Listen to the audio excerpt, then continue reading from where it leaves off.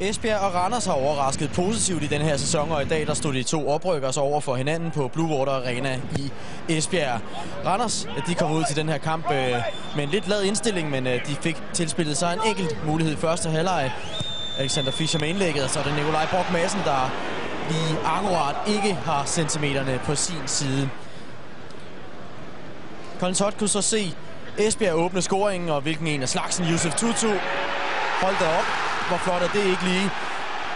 Lægger den op til sig selv og brager så kuglen i nettet 1-0 til Esbjerg over efter cirka 30 minutter spil.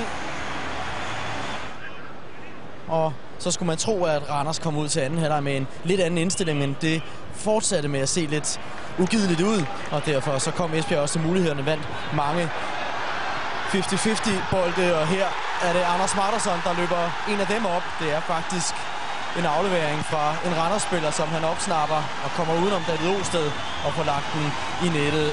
Første scoring for Martersson i over et halvt år. Igen Randers boldtab og også stor Randers passivitet, og det giver lige pludselig masser af plads og tid til Martin Bergvold til at forsøge sig meget langt udefra. Og så er David Osted heller ikke for heldig, og Martin Brathwaite, også en spiller, der ikke har scoret i lang tid. Det han slår til, bringer Esbjerg på 3-0, og det nærmede sig efterhånden en ydmygelse. Den blev helt total.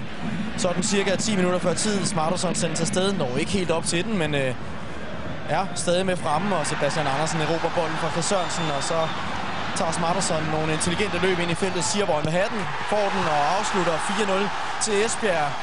En fremragende eftermiddag for dem. Og de er altså nu på behagelig afstand af nedrykning. 8 point er der til holdene under stregen, og ham her, ja, han satte det hele i gang. Yusuf Tutu medvirkende til, at Esbjerg vinder 4-0 over Randers. Yusuf Tutu, blomsterne siger jo næsten det hele man of the match, og du får lige lov til at starte med at sætte ord på målet til 1-0. Hold op. Ja, det var fantastisk. Jeg ved ikke helt, hvad der skete. Jeg tænkte ikke så meget over det. Den lå bare til det, og så lavede jeg en detalje, og så sparkede jeg første gang. Og derudover, det var så kick-off, kan man sige, til det, der bliver en fantastisk sejr for jer. Hvad er det, der gør jer så meget bedre end Randers i dag? Jeg ved ikke, vi spiller vores spil, og vi tør spille i dag. Og så er der mange, der scorer i dag, og det er fantastisk. Og se lige nogle ord på den opbakning også for 7.500 med frem. Vi står lige midt i det hele her med fansene. De er fantastiske. Det er der hele tiden. Det er sådan, det skal være, og det er en del af det.